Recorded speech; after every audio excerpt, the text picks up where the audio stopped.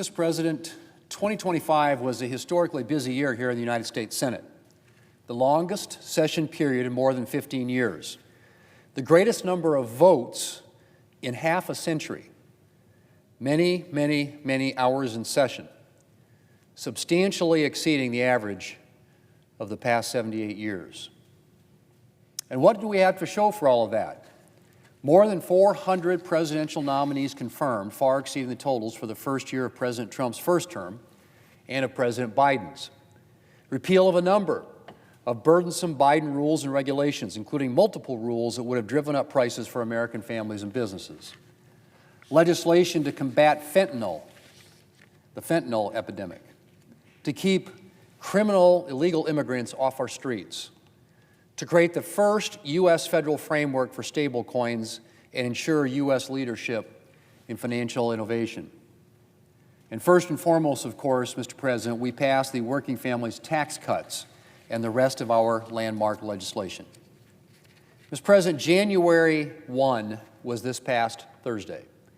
And if Democrats had had their way, Americans would have been facing a big tax hike at the start of this year. Instead, thanks to the working families tax cuts, Americans will continue to pay the lower tax rates Republicans passed in 2017. And that's not all.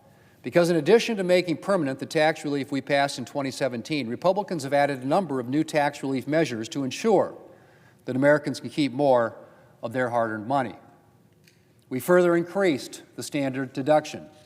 We further increased the child tax credit and indexed it to inflation so that its value will never go down. We added a new bonus deduction for seniors, no tax on tips and overtime, and the list goes on. Thanks to our legislation, Americans will be able to keep more of their hard-earned money permanently. And that's not all our legislation did. Our once-in-a-generation legislation also invested in our national security, in a more secure border and safer streets. We repealed Democrats' natural gas tax and took steps to unleash American energy production to ensure that Americans have stable and affordable energy supply. And more. Our goal for 2025 was more money in Americans' pockets, new opportunities, and safer streets. We're accomplishing that with the working families tax cuts and the rest of our landmark legislation. And we will continue to expand on that work in 2026. There are a number of bills that I'd like the Senate to take up, including road to housing, legislation that addresses housing affordability and availability, and market structure legislation that builds on the success of the Genius Act and provides long overdue clarity on digital asset regulation. Our first item of business, though, is appropriations. We still have work to do to get as many full-year appropriation bills as possible across the finish line for fiscal year 2026. I made it very clear when I became Majority Leader that I wanted to get the Senate back to regular order appropriations. And we made a strong start last year, passing 3 appropriations bills with robust bipartisan margins before the August work period. The first time that we've passed an appropriations bill that early since 2018. Unfortunately, Democrats then chose to shut down the government, which seriously delayed our appropriations work.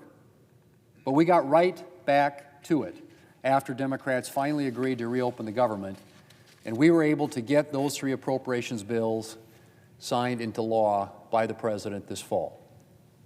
Now we have another bipartisan bicameral package of 3 bills that was released today and is ready to move through the House and the Senate.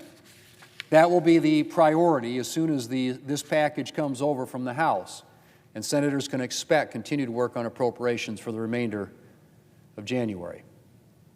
We have a January 30 deadline to fund the government, and nobody should want a repeat of the recent Democrat shutdown at the end of this month. So, Mr. President, let's get the rest of this year's appropriations bills done so we can turn our attention to our other responsibilities and to getting the next fiscal year's appropriations bills done in a timely fashion.